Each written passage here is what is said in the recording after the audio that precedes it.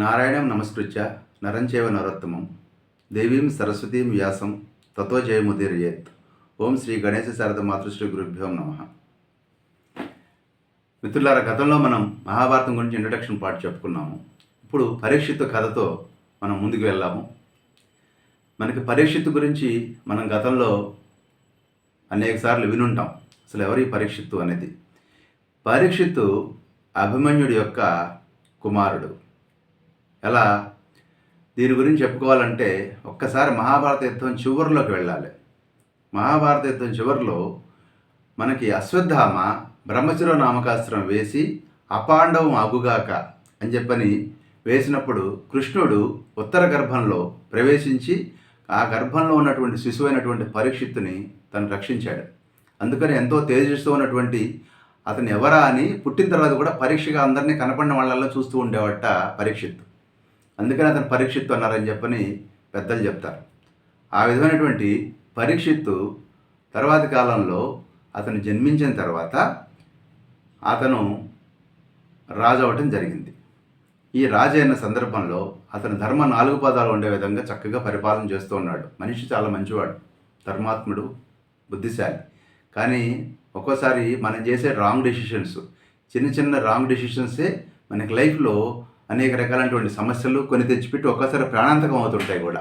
చిన్న మనం సెల్ఫీల కోసం కొండ చివరికి వెళ్ళి సెల్ఫీలు తీసుకుని, జలపాతాల్లోకి దూకి సెల్ఫీలు తీసుకుని, ఆకాశంలో ఎగిరి సెల్ఫీలు తీసుకుని, బిల్డింగ్ అంచు మీదకి వెళ్ళి సెల్ఫీలు తీసుకుని ప్రాణాల మీదకి తెచ్చుకుంటాం కదా. అట్లాగే పరీక్షిత్తు కూడా ఏం చేశాడు? తన ప్రాణాల మీదకి తెచ్చుకునేటువంటి ఒక పిచ్చి పని చేశాడు. ఆయనకి వేట అనేది ప్రాణం. ఆ రోజుల్లో రాజులు వేటాడటం అనేది చాలా సర్వసామాన్యమైన విషయం. ఆయన ఒకసారి అలా వెళ్ళి ఒక లేడీని చేజ్ చేస్తూ ఒక ఆశ్రమంలో ప్రవేశించినప్పుడు అక్కడ శమీకుడు అనేటువంటి ఒక మహర్షి తపస్సులో ఉన్నాడు, మౌనంగా ఉన్నాడు, మౌనవ్రతంలో ఉన్నాడు.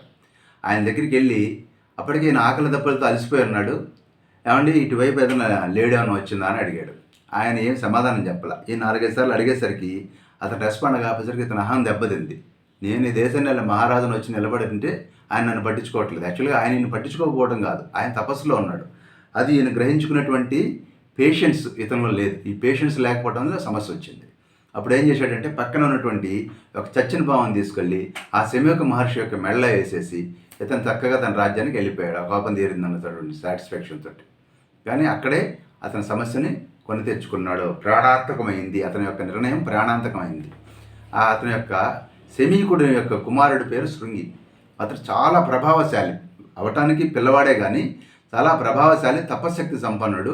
బ్రహ్మలోకం దాకా పోయి ఇచ్చి బ్రహ్మని అనేక సందర్భాల్లో బ్రహ్మని సేవించి వచ్చేవాట. ఎవరు? ఈ శృంగి అనేటువంటి వాడు. ఈ శృంగి అనేటువంటి వాడిని వాళ్ళ ఫ్రెండ్స్ జనరల్గా ఏంటంటే జలసీ ఉంటుంది కదా. మిగతా ఫ్రెండ్స్ ఏం చెప్తారు? ఎవరన్నా గొప్పవాడైతే మన ఫ్రెండ్స్లో ఒకడు వాడిని ఎట్లాగైనా డౌన్ చేయడానికి చూస్తాం మిగతా వాళ్ళు కలిసి. వాడు మొక్కల్ని అట్టగా చెప్తుంటాడనో, లేకపోతే డబ్బాలు కొడుతుంటాడనో, లేకపోతే ఏదో రకంగా నిజంగా వాడు గొప్పవాడైనా కానీ ఈ యొక్క మన కాన్షియస్నెస్ ఒప్పుకోదు. వాటిని డౌన్ చేయడానికి చూస్తాం మనం మన ఫ్రెండ్స్ని. ఎందుకంటే వాడు మనం ఒకటే, లేదా వాడు మనకంటే తక్కువ. ఇప్పుడు మనకు సెటైరికల్ సినిమా కామెడీ కూడా చూస్తున్నాం కదా. ఇప్పుడు కూడా పక్కవాడి మీద సెటైర్ వేయడం ద్వారానే మన ఆధిపత్యం ప్రదర్శించడానికి చూస్తాం. అదే జరిగింది. అక్కడ కృషుడు అనేటువంటి ఫ్రెండ్ ఉన్నాడు శృంగికి. అన్ని పెద్ద డబ్బాలు చెప్తుంటా, పెద్ద కథలు చెప్తుంటా, బ్రహ్మలోకం అంటావు, బ్రహ్మదేవుడికి దగ్గరికి వెళ్ళి వచ్చానంటావు, అది ఇది చెప్తుంటా, మీ నాన్న చూడు ఎట్లా ఉన్నాడు అన్నాడు. చూసేసరికి శృంగి కళ్ళమ్మటి నీళ్ళు వచ్చినాయి. వాళ్ళ నాన్న యొక్క పరిస్థితి, ఆయన తపస్సు చేసుకుంటుంటే మెళ్ళ చచ్చినపోయి వెళ్ళాడుతుంది. అప్పుడు ఈ కృష్ణుడు అనేవాడు చెప్పాడు, మీ నాన్న మెళ్ళ వేసిపోయాడు, రాజుగారు వచ్చాడు, ఆయన పిలిచాడు, ఆయన పట్టించుకోలేదు, దాంతో అతను కోపం వచ్చి ఇలా చేశాడు అనగానే వెంటనే కోపంలో ఈ కుర్రవాడు గబక్కన అనేశాడు, ఈ యొక్క రాజు ఎవడైతే ఈ పిచ్చి పని చేశాడో అతను 7 రోజుల్లో తక్షకుడి యొక్క కాటుకు గురై చచ్చిపోతాడు అని చెప్పని వెంటనే శాపం ఇచ్చాడు. కాసేపటికి ఈ శమీక మహర్షి కళ్ళు తెరిచేసరికల్లా అప్పుడు శృంగి ఏం చేశాడంటే వాళ్ళ నాన్నతోటి కళ్ళ నీళ్ళతోటి, నాన్న ఇట్లా జరిగింది, నేను ఎమోషన్లో కోపంలో నేను వెంటనే ఆ రాజుని శపించాను ఇట్లాగా అన్నాడు. అనగానే శమీక మహర్షి అన్నాడు, అరే ఎంత పని చేసేవరా, ఒక ప్రజలను పోషించే ఒక రాజు 10 మంది శ్రోత్రియ బ్రాహ్మణులతో సమానం. అంటే గొప్ప వేదాంగవేత్తలైనటువంటి 10 మందితో ఒక రాజు సమానం. ఎందుకంటే రాజు ప్రజలను కన్నతండ్రిలాగా పరిపాలిస్తే రక్షిస్తాడు వాళ్ళని. అందువల్ల ఆయన 10 మంది వేదాంగవేత్తలతో సమానం. అలాంటి మనిషిని నువ్వు శపించావు, దానివల్ల ఎంత ప్రమాదం, రాజ్యం అరాచకం అయిపోతుంది, నువ్వు రాజ్యాన్ని మీద నువ్వు కక్ష తెచ్చుకున్నట్టుంది, చాలా తప్పు పని చేశావు, తొందరపడ్డావు అని చెప్పి వెంటనే గౌరవముఖుడైనటువంటి ఒక శిష్యుని పిలిపించి, నువ్వు ఇమ్మీడియట్గా వెళ్ళి రాజుగారికి విషయం చెప్పి దీనికి ఏదైనా ప్రతిక్రియ ఏదైనా చేయగలిగితే చేసుకోమని చెప్పు, విషయం మాత్రం కన్వే చేయమని చెప్పాడు. ఎందుకంటే పరిస్థితి అక్కడే ఉంటే సారీ చెప్పేవాడేమో, తర్వాత ఏం జరిగేదో. కానీ పరిస్థితి అక్కడ లేడు, తప్పు చేసి వెళ్ళిపోయాడు. పారిపోలేదు, తన రాజ్యానికి వెళ్ళిపోయాడు కాబట్టి ఈ గౌరవముఖుడు వెళ్ళి, అయ్యా మీరు ఇట్లా చేశారు, దాని మీద శృంగి ఇట్లా శపించాడు, సో మీకు వారం రోజుల లోపల తక్షకుడి కాటుకి మీరు గురయ్యే ప్రమాదం ఉంది, టేక్ కేర్ అని చెప్పొచ్చాడు గౌరవముఖుడు. వెంటనే ఆయన ఒంటి స్తంభం మేడని తీసుకొని ఆ ఒంటి స్తంభం మేడలో టాప్ ఫ్లోర్లోకి వెళ్ళి కూర్చున్నాడు ఈ వారం రోజుల పాటు పరీక్షిత్. ఆ కూర్చున్నప్పుడు అక్కడ అనేక మంది మంత్రవైద్యులు, మంత్రవేత్తలు, అలాగే వైద్యులు, విషాన్ని హరించడానికి మందులు ఇచ్చేటువంటి వైద్యులు, వీళ్ళందరినీ రకరకాలు పెట్టుకుని రకరకాలైనటువంటి వైదిక ప్రక్రియలు, మృత్యుంజయ హోమాలని, ఆ హోమాలని, ఈ హోమాలని చేసిందేమో తింగర పని, పిచ్చి పని. అయినా కానీ దానికి సంబంధించిన ప్రతిక్రియలన్నీ చేసుకుంటూ మృత్యు భయంతో ఉన్నాడు పరీక్షిత్. ఆ సందర్భంలో ఇక్కడ మనకేం జరుగుతుందంటే, ఒక పక్కన తక్షకుడు ఎవరైతే ఉన్నాడో ఆ తక్షకుడికి పురోవక్తి చేయబడ్డాడు. అంటే శృంగి శాపం వలన తక్షకుడు ఇప్పుడు ఆ మాట నిలబెట్టడం కోసం గాను ఈ రాజుగారిని కాటేయాల్సిన పరిస్థితి. అందువల్ల తక్షకుడు బయలుదేరాడు ఒకవైపు నుంచి. దేనికి? ఈ రాజుగారిని కాటేసి ఆయన్ని ఈ శాపం నిజం చేయడం కోసం బయలుదేరాడు తక్షకుడు. ఇంకో పక్క నుంచి కశ్యపుడు అనేటువంటి ఒక పెద్ద మంచి మంత్రవేత్త అనేటువంటి ఒక బ్రాహ్మణుడు ఉన్నాడు. అతను మహామంత్రవేత్త. ఎలాంటి విషయానికైనా విరుగుడు కనిపెట్టగలడు, విరుగుడు చేయగలడు. అలాంటి మంత్రవేత్త ఎవరైతే ఉన్నారో ఆ మంత్రవేత్త బయలుదేరి వస్తూ ఉండగా అరణ్యంలో ఇటు కశ్యపుడు ఇటు తక్షకుడు ఎదురుపడినప్పుడు తక్షకుడు ఏమయ్యా ఎక్కడికి వెళ్తున్నా అన్నాడు. అప్పుడు కశ్యపుడు అన్నాడు, నేను ఎలాంటి విషయానికైనా విరుగుడు కనిపెట్టగలను, విరుగుడు చేయగలను. అక్కడ రాజుగారు ప్రాణాపాయ స్థితిలో ఉన్నాడు, ఆయనకి సర్పం యొక్క భయం ఉందిట, ఆ యొక్క సర్ప విష భయం ఉందిట, దాని నుంచి నేను ప్రతిక్రియ చేయడం కోసం నేను బయలుదేరి రాజుగారి దగ్గరికి వెళ్తున్నాను అన్నాడు.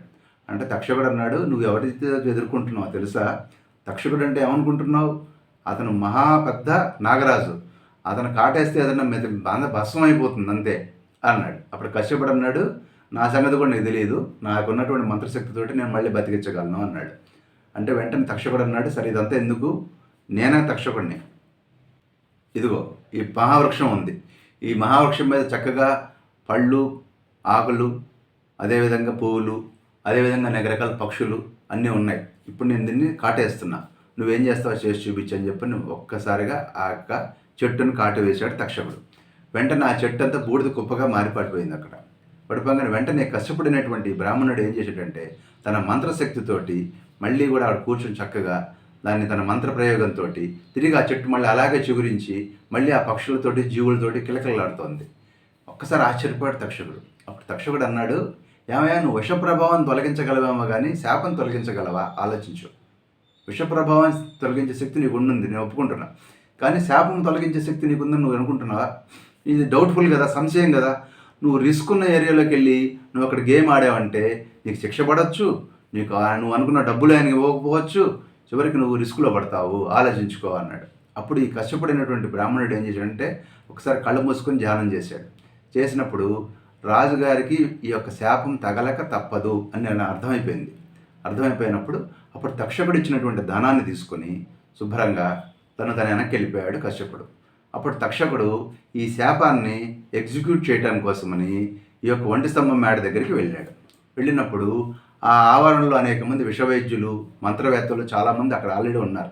కశ్యపుడు అంటే వెనక్కి పంపించాడు, కానీ అక్కడ ఇంకా చాలామంది ఉన్నారు.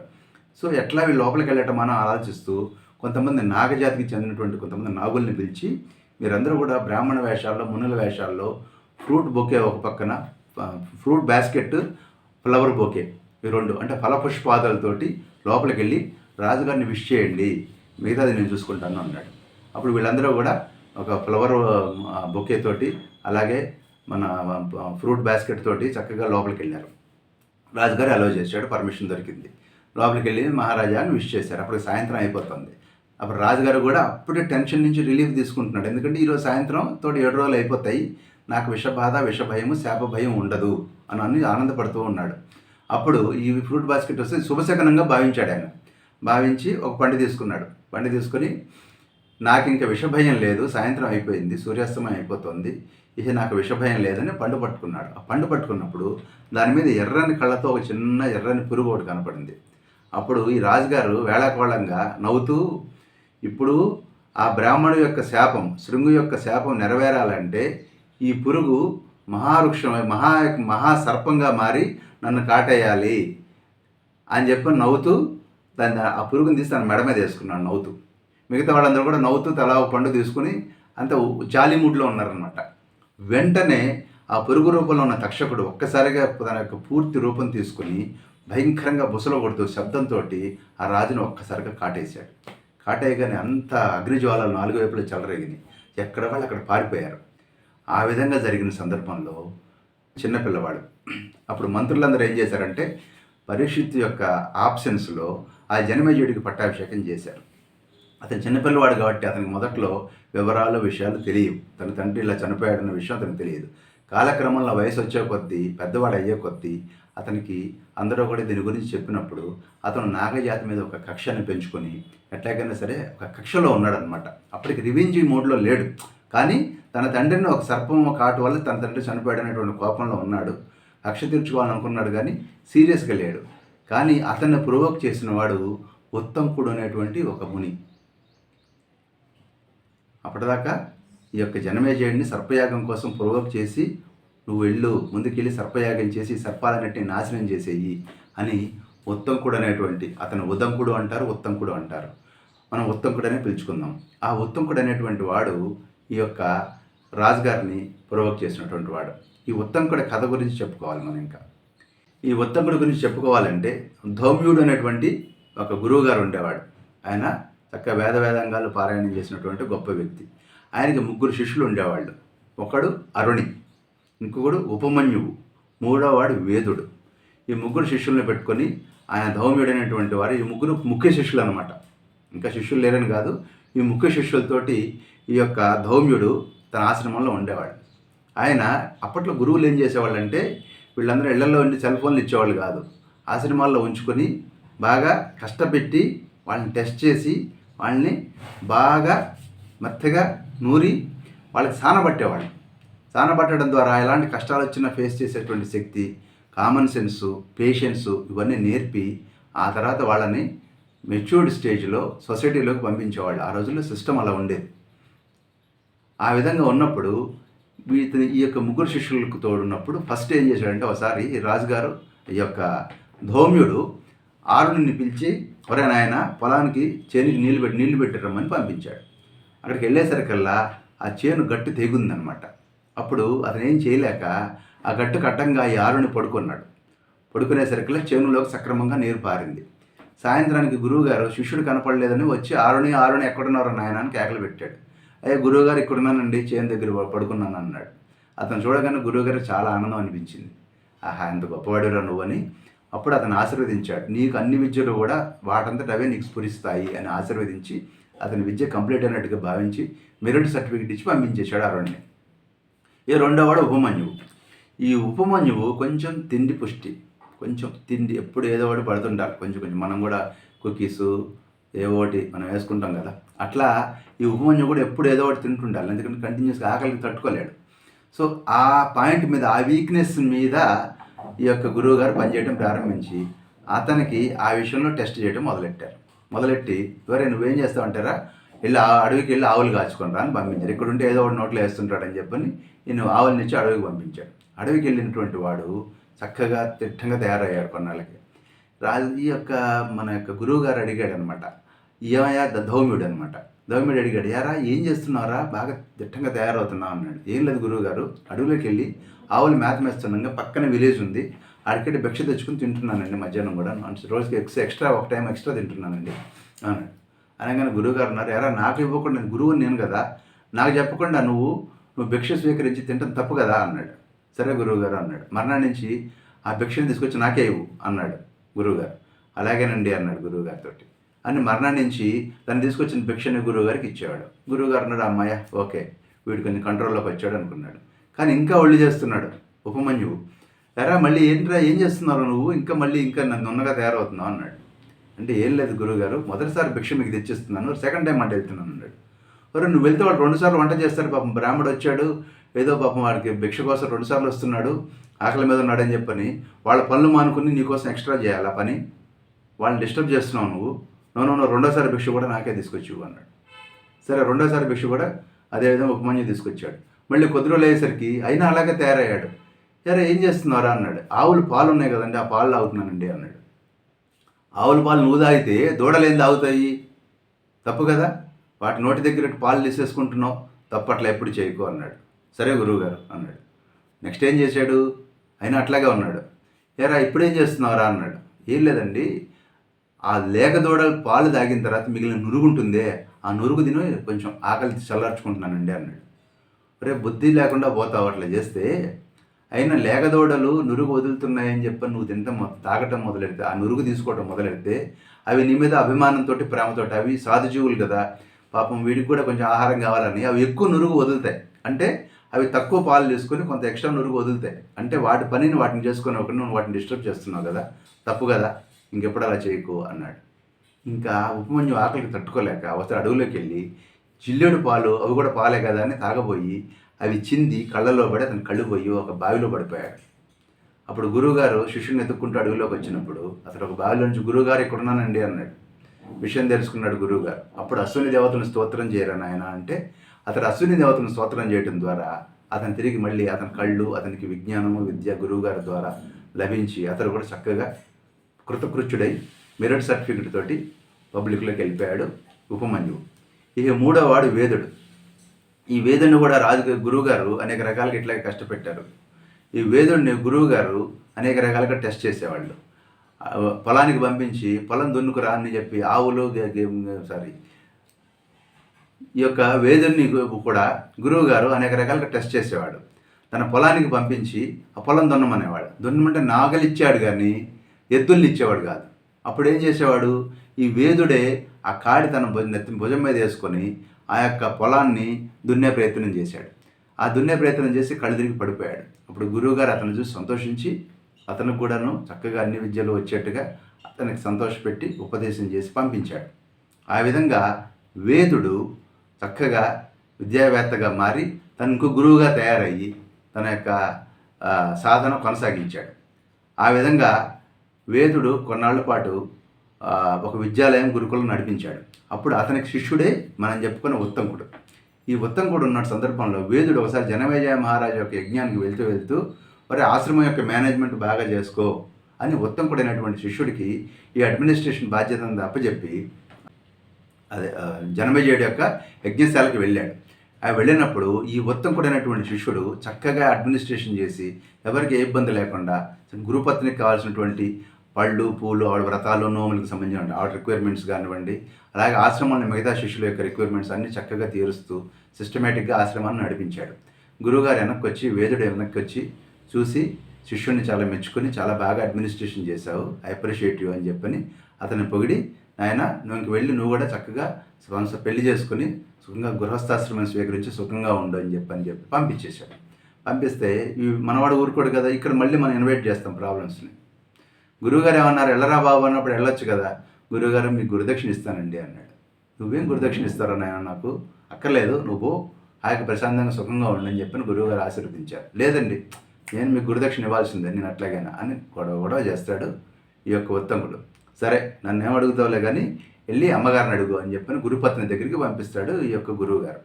పంపించినప్పుడు వెంటనే మనవాడు ఉత్తంకుడు వెళ్ళి అమ్మగారి దగ్గరికి వెళ్ళి, అమ్మ మీకు ఏదైనా కోరిక ఉంటే చెప్పండి, నేను తీరుస్తాను గురుదక్షిణ కింద అన్నాడు. అప్పుడు ఆవిడంది, ఎంత రిస్కో చూడండి, ఉత్తంకుడు చేసిన పని ఈ అతి సర్వత్ర వర్జయేత్ అంటారు. ఇప్పుడు అతి పనికి రాదు.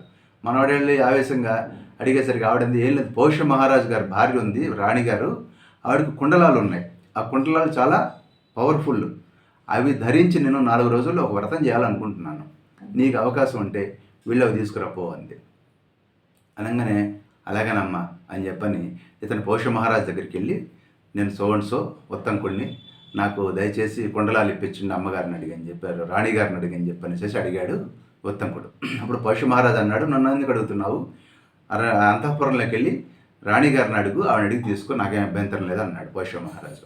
అప్పుడు ఇతను అంతఃపురంలోకి వెళ్ళి సరే మొత్తానికి ఆ యొక్క రాణిగారి దర్శనం చేసుకుని ఆ యొక్క కుండలాలను యాచించాడు. అప్పుడు ఆవిడంది, కుండలాలు ఇస్తున్నాను, సంతోషం, నాకేం ఇబ్బంది లేదు, కాకపోతే తక్షకుడైనటువంటి నాగరాజు కుండలాల మీద కన్నేసి ఉన్నాడు, నువ్వు చాలా జాగ్రత్తగా హ్యాండిల్ చేసి ఎక్కడైనా అలర్ట్గా ఉండు అని కాషన్ చెప్పి పంపించింది. కుండలాలు తీసుకుని అబ్బాయి నేను చాలా పర్ఫెక్ట్గా చాలా కాషియస్గా ఉంటానమ్మా అని చెప్పి అతను ఆ కుండలాలు తీసుకుని అడవిలోకి వెళ్ళి బయలుదేరి మళ్ళీ ఆశ్రమానికి వెళ్తూ ఉన్నాడు అమ్మగారి దగ్గరికి, గురుపత్ని దగ్గరికి ఆ కుండలాలు ఇవ్వటానికి. వెళ్తున్నప్పుడు ఏం జరిగిందంటే దారిలో ఒక నగ్నంగా ఉన్నటువంటి ఒక సన్యాసి దూరంగా కనపడుతూ ఉన్నాడు. ఇతను చూస్తూ ఉన్నాడు. ఎవరో అనుకున్నాడు. ఎవరో కాదు, తక్షకుడు కుండలాల కోసం వచ్చాడు.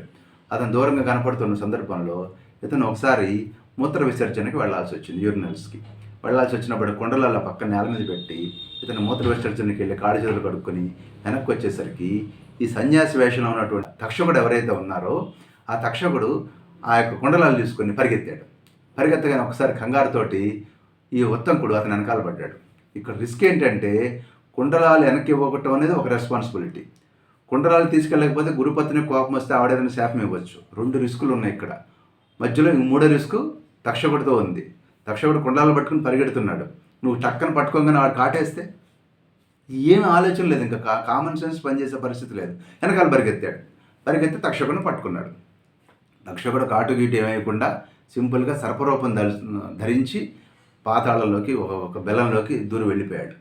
అప్పుడు తన యొక్క గురువుగారి యొక్క ఆశీర్వచనం వల్ల కానివ్వండి, తన యొక్క తపశక్తి వల్ల కానివ్వండి, మొత్తానికి దేవేంద్రుడి యొక్క సహాయ సహకారాలతోటి, అగ్ని యొక్క సహాయ సహకారాలతోటి ఇతను పాతాళలోకానికి వెళ్ళి అక్కడ ఒక రకమైనటువంటి అలజడిని క్రియేట్ చేసి మొత్తానికి తన కుండలలో తిరిగి దాన్ని సంపాదించుకొని మొత్తం కూడా అతి కష్టం మీద గురుపత్ని దగ్గరికి వెళ్ళి అమ్మాయి ఇవిగో కుండలాలు అన్నాడు. కరెక్ట్గా ఆవిడ పూజ కూర్చోబోతోంది.